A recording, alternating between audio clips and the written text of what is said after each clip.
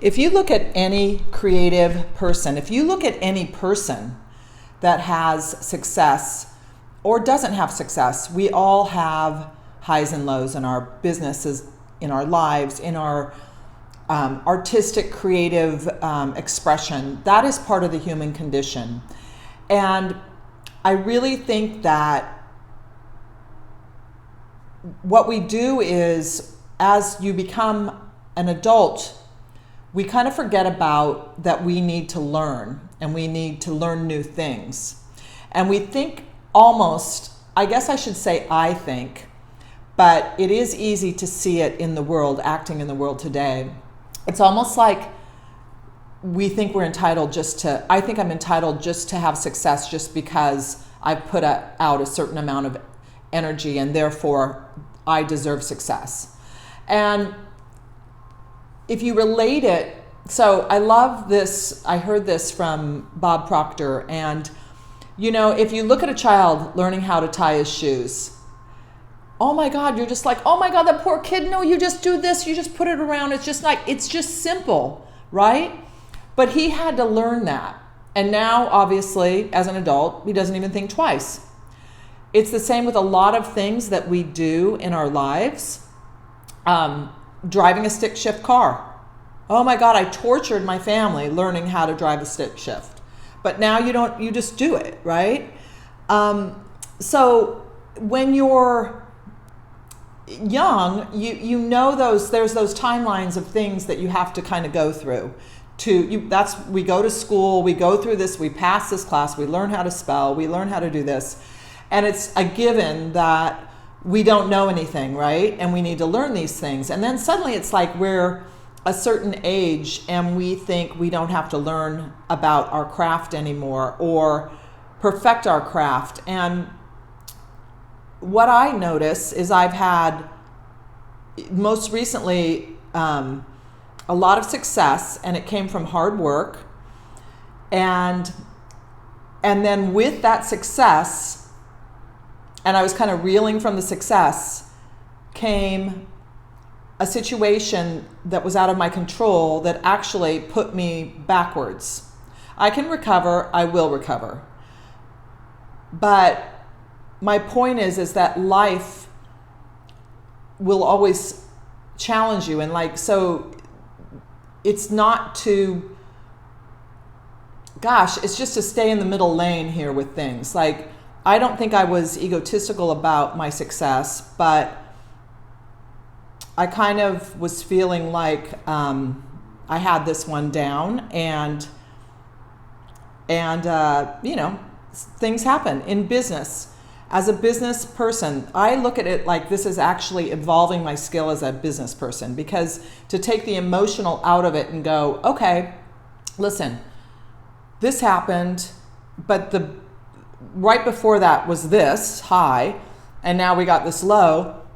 What am I going to do with this? Am I going to be a victim? Am I going to stay proactive? Do I just drop all my goals now? Because actually I felt a lot like the success was because I was really pushing and manifesting and really keeping my vision clean and clear about what it was I was going after. And then to have that happen afterwards, which was really out of my control, because I'm not going to go into detail, but it was out of my control and I had to make the best of it. So what am I going to do with that? Well, I had a moment where I was like, this is just not the way I wanted it to go. I was like that 12-year-old saying, no, I want it this way. But the truth is, it's actually making my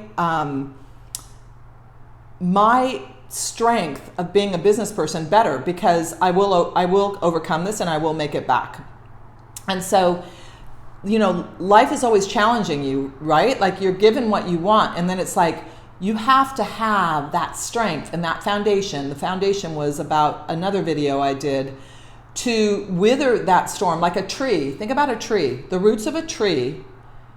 If a big giant mammoth tree needs to have a bunch of roots, because guess what? That storm's going to come. And so that's life.